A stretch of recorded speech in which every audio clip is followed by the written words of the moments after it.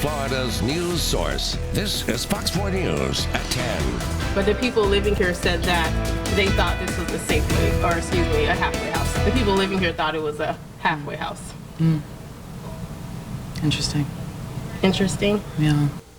A Cape Coral renter denying accusations she turned this home into a halfway house for convicted felons and others, much to the shock of neighbors and the people who own this house. Our investigation finding the house, which was supposed to be rented by just the woman and her children, was instead being marketed to people, including felons, where they were taking drug and urine tests while living there. 4 in Your Corner investigator Deborah Souverain showing you what happened when she knocked on the door and talked to the renter after getting an earful from the home's owners.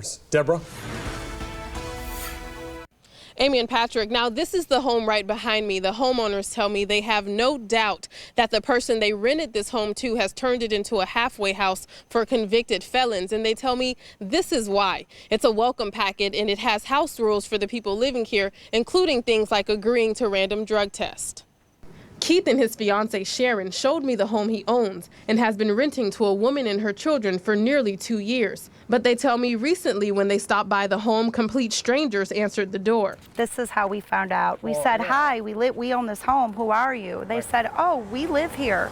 Sometimes we come, sometimes we go. They went to police. Their report says 2 men living here told officers the residence was a sober house and they signed agreements to live here. The owners believe the renters set it all up. I don't understand how she could mislead us to believe that her and her children were so happy to be in a safe neighborhood when they know they aren't living here, when they know they're profiting by subletting my home to convicted felons. They showed me a stack of contracts police say the men signed to live here. Yesterday, the homeowners posted this eviction notice. And when I went there today, I noticed someone was in the process of moving. The car's still running. The woman who was renting the home answered the door. Did you know anything about the contracts that people were signing to live here? I wasn't here for any of that. And like I said, I think our lawyers are going to come to a good agreement. She told me she had no knowledge of the home being used as a halfway house, despite these contracts that describe it as exactly that, even giving it the name the Integrity House, which she claims she had to Google after I started calling her about it. When I did Google it, because I was curious myself, there were 75 different places that came up under Integrity House all over the state of Florida, so I can see why that would be confusing. And this was not an Integrity? This was never online. This was never online.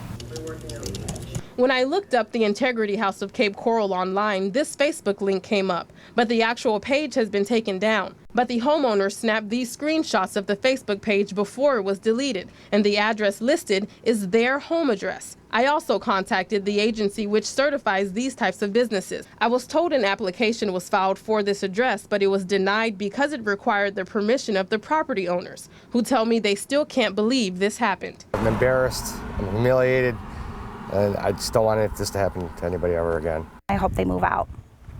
I just want my home back. Deborah Souverain, Fox 4, in your corner. Thank you, Deborah. This newly released